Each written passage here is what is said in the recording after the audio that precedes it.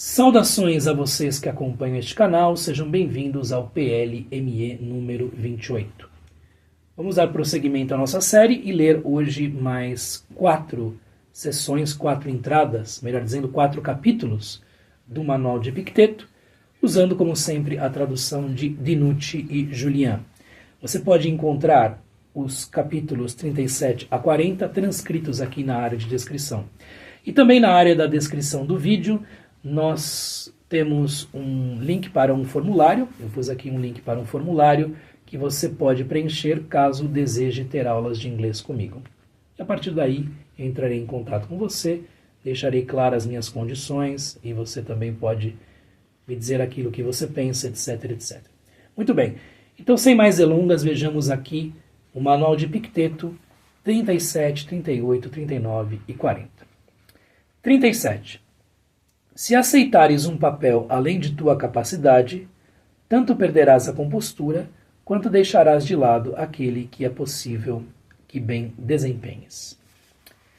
38 diz o seguinte: do mesmo modo que, ao caminhares, tomas cuidado para que não pises em um prego ou não torças o pé, assim também toma cuidado para que não causes dano à tua faculdade diretriz. Se guardarmos atentamente essa regra, nós empreenderemos cada ação com mais segurança. 39. O corpo é a medida das posses de cada um, como o pé o é da sandália. Se te fixares nisso, guardarás a medida. Mas, se fores além, necessariamente cairás no abismo. E assim, igualmente, a respeito da sandália. Se fores muito além do pé, ela torna-se dourada, em seguida púrpura, depois bordada, pois, uma vez ultrapassada a medida, não há mais limite algum. E por fim, a entrada de número 40 nos diz o seguinte: as mulheres, logo após os seus 14 anos, são chamadas de senhoras pelos homens. Vendo assim que nenhuma outra coisa lhes cabe, exceto se deitarem com eles, começam a se embelezar, e nisso depositam todas as esperanças. É importante então que cuidemos para que percebam que por nenhuma outra coisa são honradas, senão por se apresentarem disciplinadas e dignas.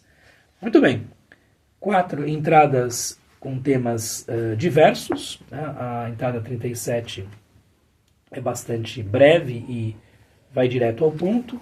As entradas 38 e 39 têm uma certa ligação entre si, e a 40 trata de um tema que Epicteto não tinha abordado até o momento no seu manual. Então vejamos aqui a 37, vamos nos debruçar sobre ela um pouco mais devagar. Se aceitares um papel além de tua capacidade, tanto perderás a compostura, quanto deixarás de lado aquele papel que é possível que bem desempenhes. Muito bem, o que está por trás desta menção aos tais papéis é uma teoria que foi desenvolvida naquilo que se chama de Stoa Média, no estoicismo intermediário, a respeito dos papéis sociais que podem ser desempenhados pelas pessoas, pelos indivíduos. Então, o aspirante a filósofo, ou aquele que está interessado na filosofia, não precisa ser alguém que vá se colocar como um renunciante dentro da sociedade, se vá colocar a parte das funções que um cidadão pode exercer. Ele pode estar sim, e em muitos casos deve estar sim, perfeitamente integrado à sociedade. E deve reconhecer que, dentro desta mesma sociedade, nos cabem papéis, nos cabe uma série de papéis. Tá? O próprio termo que é prosopon quer dizer papel que se toma no teatro. Então, se você analisar a sua situação, você verá que você é um filho, um irmão, ou uma filha, uma irmã. Então, há um papel de filho, há um papel de irmão. Você tem uma posição dentro da sua comunidade. Então, isso também é um papel a ser exercido. Você tem uma profissão com tudo aquilo que isto traz em termos de conteúdo moral e disciplinar. Então, se você é um professor, há maneiras como você deve agir. Se você é um engenheiro, há maneiras como você deve agir. Se você é enfim, Um enfermeiro, há maneiras como você deve agir e por aí vai. Então, é necessário analisar esses papéis. Mas aqui está se falando de ir além da mesura, além daquilo que é a medida correta para si mesmo. Lembremos-nos de que lá no oráculo de Delfos, uma das principais inscrições, não era a única, mas era uma das principais inscrições, era o conhece-te a ti mesmo. E conhece-te a ti mesmo, nós temos a tendência de pensar que é, conheça as suas inclinações, conheça o seu inconsciente, conheça o seu ser profundo e por aí vai. Também pode ser isso. Porém, para um grego, essa noção da medida, da mesura, metron, né, é muitíssimo importante. E os estoicos vão herdar isso dos gregos, né, os romanos também terão estas observações a fazer. Então, se você aceita algo que está além das suas forças, o que vai acontecer é que você não vai conseguir desempenhar bem esse papel e, ao mesmo tempo, vai desperdiçar a possibilidade de cumprir bem um papel para o qual você foi talhado. Certo? E aqui há uma noção que talvez não tenha muito apelo para nós modernos ou ultramodernos, de que existem coisas que nós podemos fazer melhor do que outras, existem papéis que nós podemos desempenhar melhor do que outros, existe um lugar para cada um na sociedade e por aí vai. Há esta noção que talvez vá na direção contrária de muito do que se diz. E que nós podemos, ao desempenhar bem esses papéis, retirar daí uma grande dose de satisfação e mesmo construir o caminho para a felicidade. Isso é algo que o pensamento antigo tinha e que talvez hoje se encontre um pouco deixado de lado. 38 diz o seguinte: do mesmo modo que, ao caminhares, tomas cuidado para que não pises em um prego ou não torças o pé, assim também toma cuidado para que não causes dano à tua faculdade diretriz, e a faculdade diretriz aqui é o to hegemonikon, a sua faculdade que controla os seus impulsos morais, as suas ações, enfim, é o nosso centro de decisão propriamente dito. E a questão é a seguinte: aquele que está interessado na filosofia estoica vai reconhecer em si este centro decisório, esse centro de direção, e vai cuidar dele, da mesma maneira como cuidamos de uma parte do corpo, da mesma maneira como não negligenciamos as partes do nosso corpo, não desejamos feri-las, não desejamos que elas, enfim, se gangrenem ou se arruinem. Nós devemos também prestar atenção à faculdade diretriz, né, a este centro de decisão. Devemos prestar atenção à nossa mente, se quisermos uma interpretação um pouco mais larga, um pouco mais vasta, um pouco mais abrangente. Né? Então, é preciso prestar atenção a isso, é preciso prestar atenção às próprias ações, é preciso prestar atenção aos próprios impulsos, é preciso prestar atenção aos próprios desejos, às próprias aversões ou repulsas. É disso que se está falando. Não negligenciar esta dimensão interior que nós temos. E se guardarmos atentamente essa regra, se guardarmos de maneira diligente essa regra, nós empreenderemos cada ação de maneira mais segura, com mais segurança propriamente dita. Okay? Então aqui a ideia é que nós devemos efetivamente cuidar da nossa interioridade. Né? Muito bem. O texto em inglês vai mais ou menos no mesmo sentido, também fala de mais segurança, né? Mais segurança nos trabalhos que nós fazemos. Ótimo, muito bem. Vamos lá para a número 39. Vejam como há uma contiguidade entre estas duas entradas. O corpo é a medida das posses de cada um, como o pé o é da sandália. Se te fixares nisso, guardarás a medida, mas se fores além, necessariamente cairás no abismo. E assim igualmente a respeito da sandália. Se fores muito além do pé, ela torna-se dourada, em seguida púrpura, depois bordada pois, uma vez ultrapassada a medida, não há mais limite algum. Muito bem, aqui se está fazendo menção a uma ideia estoica que não é abraçada nos dias de hoje e que já na Roma Antiga era algo bastante impopular, de que diz respeito a ter-se apenas aquilo que é necessário se ter para se viver. Tá? E aqui nós temos uma questão, o que é viver bem e o que seria este conjunto de posses, ou este conjunto de coisas, ou de condições que nos cercam para se viver bem. E cada um pode ter uma resposta muito diferente para esta questão, ou para estas questões. Né? Mas a ideia aqui é a seguinte, da mesma maneira como um par de sandálias simples já é o suficiente para resguardar nossos pés, nós não precisamos de algo muito sofisticado, nem de algo muito avançado, nem de algo muito vistoso, mas um par de sandálias simples já funcionam. Nós, diante das posses que devemos ter, poderíamos apenas nos conformar com o mínimo necessário. Então há quase um manifesto minimalista sendo colocado aqui.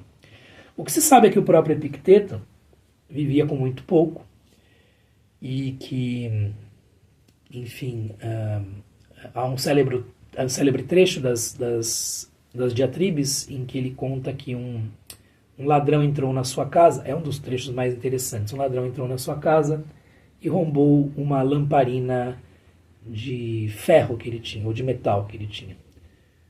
E no dia seguinte ele descobriu isso e ele pensou, bom, eu vou comprar então uma de argila, uma de terra, uma de barro, né?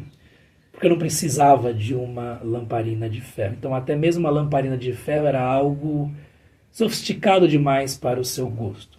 Lembremos-nos de que Epicteto não apenas foi um estoico de fato, um estoico para valer, quanto de uma vertente do estoicismo que se aproximava mais do cinismo. Então, é por isso que ele fala tão bem de Diógenes, especialmente nas diatribes. Diógenes é uma figura que tem a mesma importância do próprio Zenão de Cítio, o fundador da escola estoica, a mesma importância de Sócrates. Então, esse lado, digamos assim, de mais abstenção, esse lado de maior despojamento dos cínicos é adotado de maneira bastante intensa e verdadeira por Epicteto.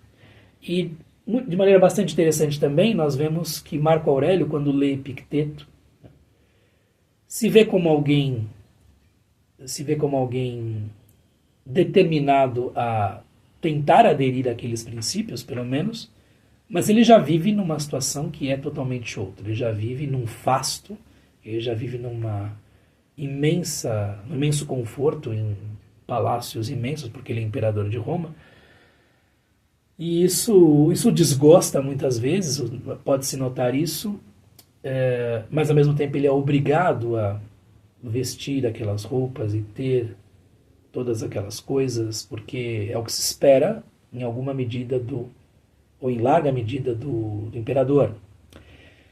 E, pelo que se lê em outros autores, ele procurava moderar um pouco esse fasto, essa enorme exuberância das suas posses. Né? Então, procurava dar áreas de comedimento para toda aquela indumentária e toda aquela parafernália imperiais. Né? Mas quando nós vemos Epicteto, é de fato esse despojamento imenso, esse minimalismo que ele prega e pratica. Né? Então, se te fixares nisso, guardará a medida. Novamente o termo medida aparecendo aqui. Então, se você se atentar ou se fixar ao que é necessário, ao que é conveniente, ao que é, enfim, funcional, tá? Você não irá para além da medida. Porque quando você começa a ir para além da medida, não há onde parar. Né? Mas se fores além necessariamente cairás no abismo. Ele compara isso a um abismo. Né? E aí ele vai dizer o seguinte: e assim igualmente a respeito da sandália, quer dizer, a medida é como o que se passa com trajes do corpo, né, calçados. Se fores muito além do pé, das necessidades próprias do pé, ela vai se tornar dourada, em seguida púrpura, depois bordada, então ela vai se tornando algo cada vez mais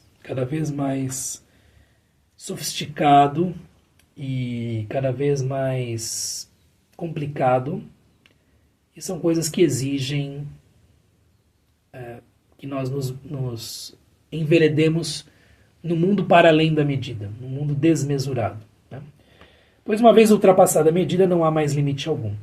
Isso me faz lembrar um trecho que eu vou citar também de memória, lá da República de Platão, em que Sócrates, sendo arguído por Glauco e...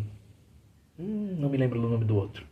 Sendo arguído pelos dois irmãos de Platão, acaba primeiro criando a primeira comunidade, ali por meio da imaginação filosófica, e depois um deles diz assim, mas espera aí, isso é uma comunidade simples demais. Há requintes de menos nessa cidade, a sofisticação de menos nessa cidade. Nós precisamos de mais para viver.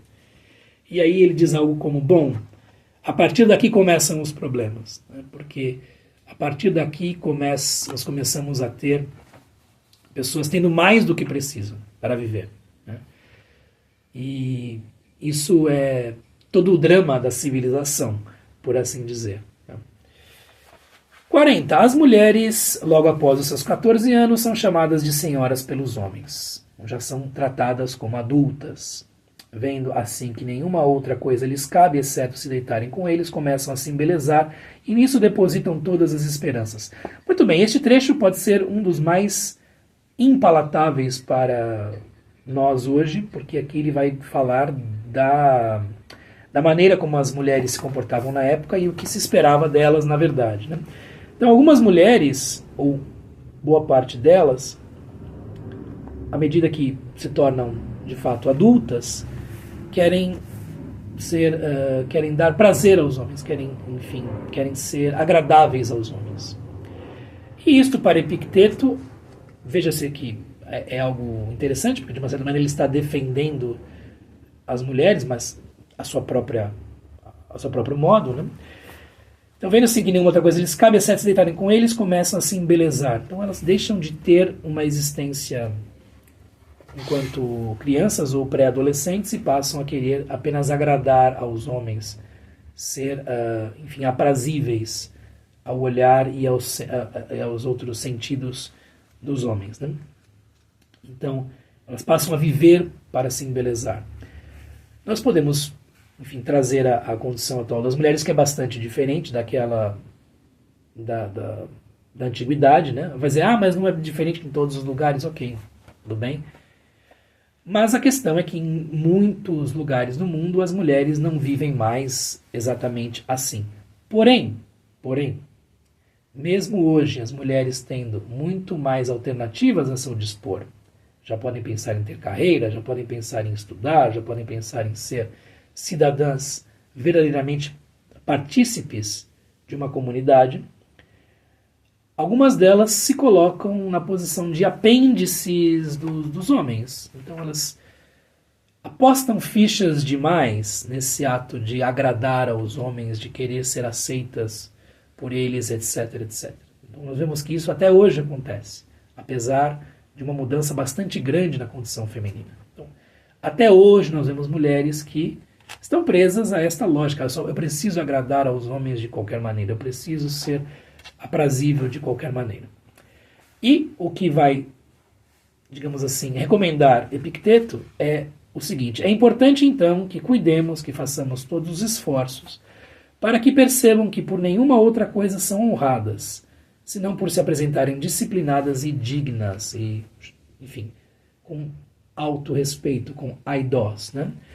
Então, o caso é o seguinte: a mulher que será honrada, a mulher que será respeitada, estimada, não é essa que age dessa maneira, mas sim aquela que tem disciplina, aquela que age um autocontrole e com um senso de dignidade. Então, aquela mulher que tem uma certa decência, que tem uma certa, enfim, um certo comedimento na maneira como se porta. Enfim, de que maneira pessoas imbuídas do pensamento feminista encararão este trecho? Bom, é algo que eu deixo a vocês. Mas, de todo modo, é algo que também vale para os homens, né? Porque se os homens se comportam de maneira não respeitosa para consigo mesmos, o antídoto é, enfim, a decência, o respeito, o comedimento, né? E não simplesmente viver por aí sem nenhum tipo de respeito por si próprios, né? Seria mais ou menos isso que Epicteto talvez viesse a recomendar hoje em uma sociedade que é diversa daquela em que ele viveu. Porque as mulheres tinham muito menos liberdade do que têm hoje. Muito bem. Então, estas foram as 4 entradas deste PLME. Se você gostou do vídeo, curta. Né? Os likes estão devagar, né, gente? O pessoal está devagar com o like. Vamos lá, curtam, compartilhem. Deixem algum comentário, inscrevam-se no canal e caso desejem ter aulas de inglês comigo, primeiro link aqui na descrição, preencha o formulário e vamos conversar. Até o próximo PLME, um abraço, tchau, tchau.